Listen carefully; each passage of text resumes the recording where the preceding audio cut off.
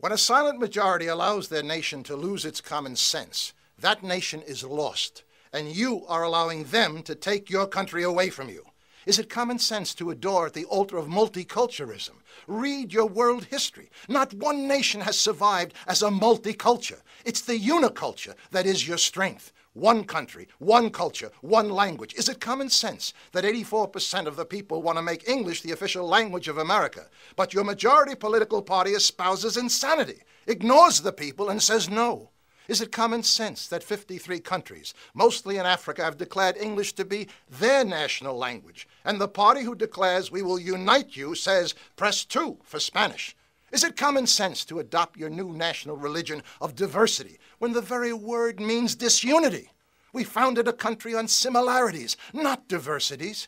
One country, one culture, one language. You cry out for unity, but is it common sense to continue to identify yourselves by your ethnicities and not your nationalism? White-America, Black-America, Chinese-America, Hispanic-American, gay and lesbian-American, the Black Caucus, the Hispanic Caucus, the Women's Caucus. You want unity? Change your language. Isn't it time, once again, we all became just plain Americans? Or is that too much common sense? Is it your new common sense now to stand up and cheer when a presidential candidate wants to hand over the health care system to that same government who has run Social Security, Medicare, Medicaid, and 12 other entitlement programs into bankruptcy? A government bureaucracy who can't run a railroad, your airports, secure your borders, or find 15 to 20 million illegal aliens. That same government that allows Islamic women to take their driver's license picture wearing a neck scarf covering their face because it offends their belief. What's next? Allowing the Ku Klux Klan wearing their hoods? Is it common sense to bankrupt the American Treasury? Fighting wars for countries whose silent majority won't fight for themselves? Your debt is now $9.4 trillion. Is it common sense to continue to give away $9 billion of taxpayer money to unfriendly countries in foreign aid, including $2 billion a year to Egypt, who votes against the United States 80% of the time in the United Nations?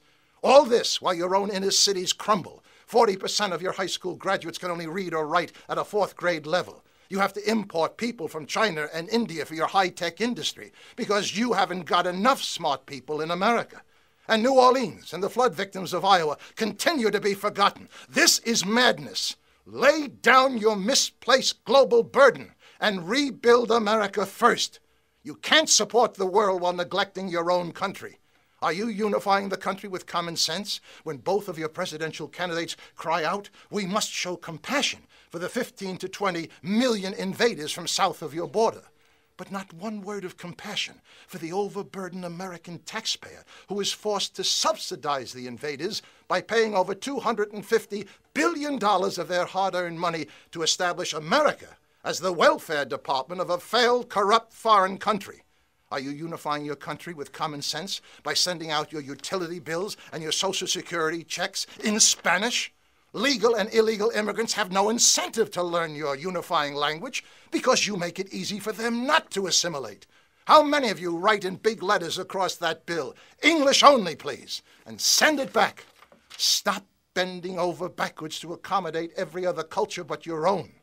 Is it common sense to allow your activist judges to ignore your history, your culture, your Declaration of Independence, and every other founding document to remove God from public life? And endowed by their creator with certain inalienable rights, their creator, not the ACLU, not the will of the atheist, or the anti-Americans that sit on the Ninth Circuit Court of Appeals in San Francisco. Separation of church and state, yes. Separation of God from public life, never intended by your founding fathers. Is it common sense that the very political party who claims to be the party of the people and shouts, we will bring change, consistently stops all common sense legislation to secure your borders, establish workplace verification, and stop taxpayer money for illegals? They call themselves progressive global thinkers. We had another word for them in 1776.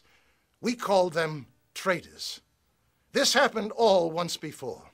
232 years ago, it led to revolution and thousands of dead in the streets. It will happen again unless you take back America now. Join the grassroots movement of the Second American Revolution, not of guns and violence, but pressure, pressure, pressure on your none-representing representatives who created these problems in the first place. This is the most important phone number in your democracy, the Congressional Switchboard. Pick up your phone every day, every hour if need be, and call your representatives and tell them in no uncertain language to listen to the silent majority or else be thrown out on their hindquarters. It's toll-free, and your taxes pay for it. Would you stand by and watch your family perish when you have the power to save them? Of course not. Then why are you doing that to your own country? 1-866-340-9281. Perhaps you allow all this destructive, uncommon sense out of a distorted notion of tolerance. Remember what Aristotle said, tolerance is the last virtue of a dying society. You are tolerating the behavior that is destroying you.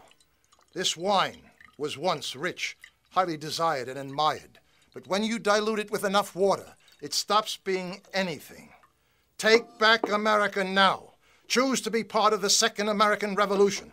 Pressure, pressure, pressure. No presidential candidate, no political party can save you now. Only an aroused citizenry will turn this uncommon sense around. And he or she who does nothing now is helping them to destroy America. My name is Thomas Paine, and I approve of this message. I only hope to God you will too.